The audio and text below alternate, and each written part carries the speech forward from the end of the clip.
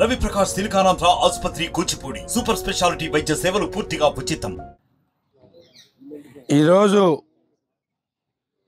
గుడివాడ ప్రజల తరపున తెలుగుదేశం పార్టీ అభ్యర్థిగా ఎన్డీఏ బలపరిచిన తెలుగుదేశం పార్టీ అభ్యర్థిగా నేను ఎమ్మెల్యే పొజిషన్కి నామినేషన్ వేశాను. ఈరోజు అశేషంగా తరలి వచ్చిన నా గుడివాడ ప్రజానీకానికి చేతులెత్తి నమస్కారం పెడుతున్నాను. ఇది మన విజయం ఈ రోజుతోనే తేలిపోయింది. మన కోసం మనం ఇంత పెద్ద ఎత్తున అందరూ తరలి వచ్చి మన విజయాన్ని ప్రపంచానికి చూపించినందుకు ప్రత్యేకమైన ధన్యవాదాలు. గుడివాడ చాలా దారుణమైన పరిస్థితిలో ఉంది. రోడ్లు లేవు, నీళ్లు లేవు, డ్రైనేజ్ లేదు, ఉద్యోగాలు అయితే చెప్పాల్సిన అవసరమే లేదు.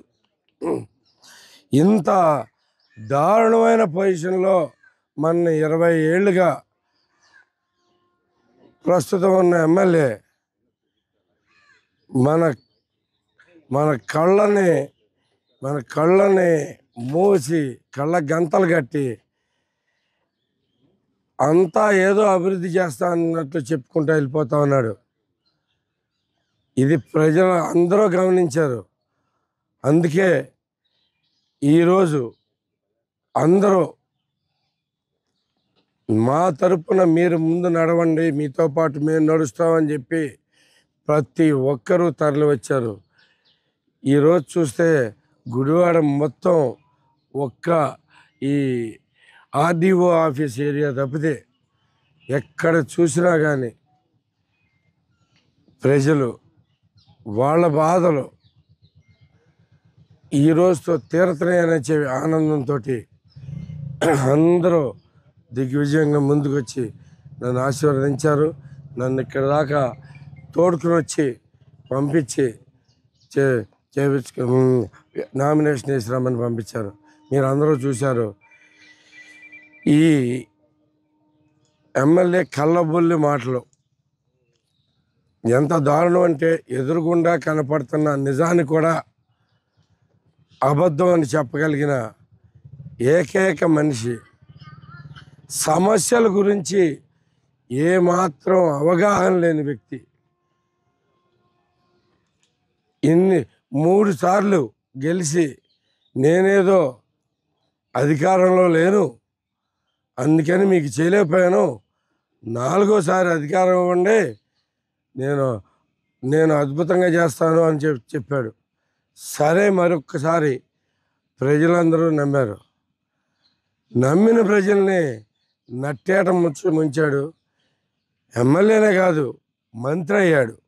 బోల్డ్ అన్ని అవకాశాలు వచ్చినాయి గుడివాడని అభివృద్ధి చేసుకోవడానికి. ఏం చేయాలో కూడా తెలియని మనిషి. ఎందుకంటే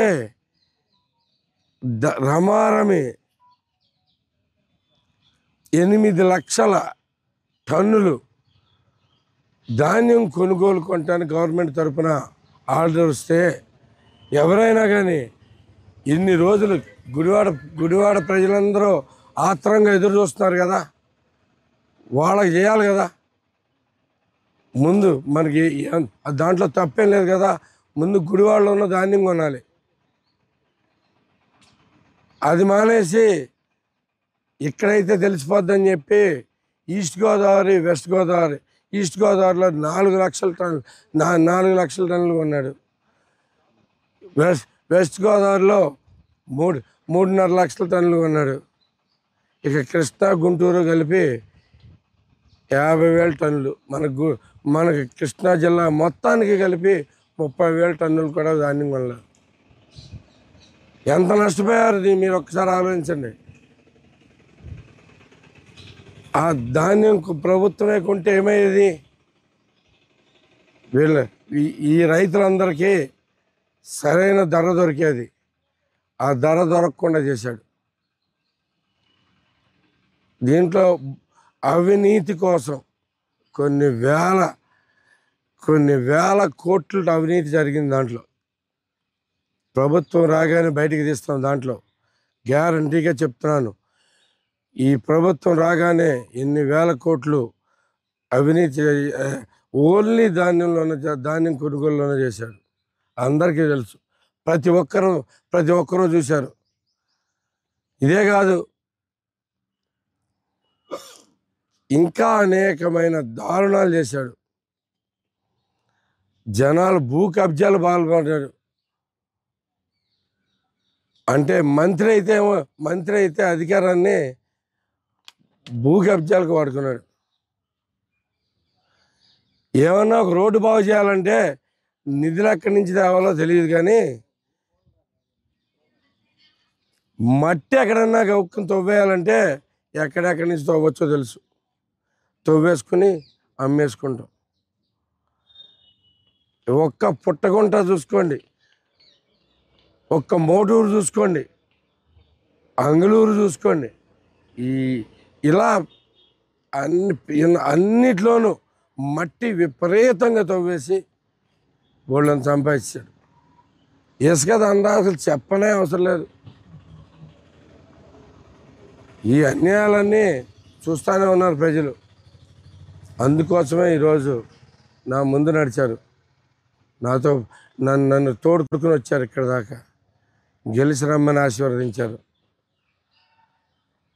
పైగా అంటాడు, నేనంట ఎన్ఆర్ఐనంట. నేను ఎన్ఆర్ఐనా? అవును, నువ్వు హైదరాబాద్ వెళ్ళలేవో, నేను అమెరికాలో వెళ్ళా. నేను అక్కడ వ్యాపారం చేసి 40% నుంచి 50% ట్యాక్స్ కట్టి డబ్బులు సంపాదించుకున్నా. నీలాగా ఇసుక మాఫియా, గంజాయి, క్యాసినోలు, మట్టి అమ్మి, ఇవన్నీ కాక ధాన్యం మీద అవినీతి చేసి నువ్వు సంపాదించిన డబ్బు, ఎవరి డబ్బుకి ఎక్కువ వాల్యూ ఉంటుంది? నాది కష్టార్జితం, నీది జనాలు దోచుకుని వచ్చిన డబ్బు. నేను నా సొంతగా దీంట్లోకి వచ్చి గుడివాడ బాగు చేసుకుందామని, ఈసారికి నీ దుర్మార్గపు చేతుల నుంచి గుడివాడను రక్షించాలి, ఈ ఒకే ఒక్క ఆశయంతో వచ్చాను. గుడివాడని అభివృద్ధి చేసుకోవాలనే ఆశయంతో వచ్చాను. గెలిస్తే వెళ్ళిపోతానంట. వెళ్ళిపోవటానికి గెలుస్తూ ఎందుకు చెప్పండి, ఒక ఎవరైనా ఆన్సర్. మొన్నదాకేమన్నాడంటే, మీరందరూ చూశారు, ఎలక్షన్ రిజల్ట్ రోజు డైరెక్ట్గా గన్నవరం వెళ్ళి అమెరికా ఫ్లైట్ ఎక్కి వెళ్ళిపోతానని చెప్పాడు మొన్నటిదాకా. ఇప్పుడు కాన్ఫిడెన్స్ తగ్గింది, ఓడిపోతానని డిసైడ్ అయ్యాడు. అందుకని నేను గెలిస్తే వెళ్ళిపోతానని ప్రచారం మొదలెట్టాడు. ఇలాంటి పిచ్చి ప్రచారానికి జనాలు పట్టలేదు. దానికి తార్కాణం ఈరోజు నాతో పాటు వచ్చిన ప్రజలు, గుడివాడ ప్రజలు, వాళ్ళే సమాధానం చెప్తారు మీకు. ఇది రేపు 13వ తారీఖు ఒక యుద్ధం జరగబోతుంది.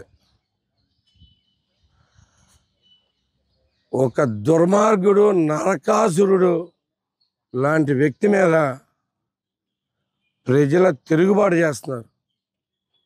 ఆ తిరుగుబాటులో నేను ముందుంటున్నాను, ప్రజలతోటి నడుస్తాను. నేను ఇక్కడ కార్మికుడిని పని చేయటానికి వచ్చాను. నేను గుడివాడలో పని చేయటానికి వచ్చాను. ఒక కార్మికుడిగా వచ్చాను. మీతో పాటు కలిసి నడవటానికి వచ్చాను. మీతో పాటు సహజీవనం చేయటానికి వచ్చాను. నేను ఈ గుడివాడ ప్రజలందరికీ ఒక మాట ఇస్తున్నాను. ఈ 5 ఏళ్లలో కోల్పోయిన 20 ఏళ్లతోటి 25 ఏళ్ల అభివృద్ధి నేను చూపిస్తాను. ఈ రోడ్ల మీద దుమ్మెందుకు ఉండాలి నాకు చిన్నప్పటి నుంచి నాకు అర్థం కాని విషయం. ఈ 20 ఏళ్ళ నుంచి చూస్తున్నాను. ఆకుపచ్చగా ఉండాల్సిన చెట్లు ఎందుకు దుమ్ము కొట్టుకుపోయి ఉంటాయి గుడివాడలో.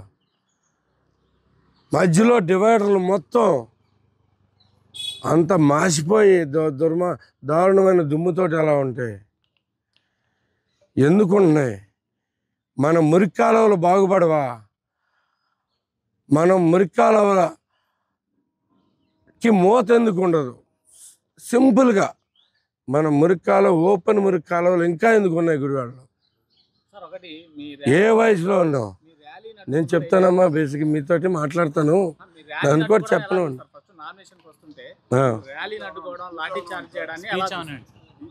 నేను చెప్తానండి. దీంట్లోంచి కొంచెం చిన్న పాయింట్స్ చెప్పాల్సి చెప్పి మీకు మీ దగ్గరికి వస్తాను. ఎందుకు ఉండాలి నా గుడివాడ? నేను ఈ 5 ఏళ్ళ తర్వాత చూడండి, మీరు రోడ్డు మీద దుమ్ము అనేది ఉండకూడదు అనే ఆశతోటి పనిచేస్తూ ఉన్నాను. నేను మారుస్తాను, 10,000 ఉద్యోగాలు తీసుకొస్తాను. ఈ ప్రస్తుతం ఉన్న గుడివాడ పాత గుడివాడ కింద అయిపోతుంది. కొత్త గుడివాడ నిర్మించాల్సిన అవసరం వచ్చేట్టుగా చేస్తానని చెప్పి మీ అందరికీ తెలియజేస్తా ఉన్నాను. సరైన నీళ్ళతోటి అన్నిటిలోని తీసుకొచ్చి గుడివాడ ప్రజల అభివృద్ధిని నేను చూపిస్తానని చెప్పి అందరికీ ప్రమాణం చేస్తాను. ఇప్పుడు అడగండి మీ క్వశ్చన్.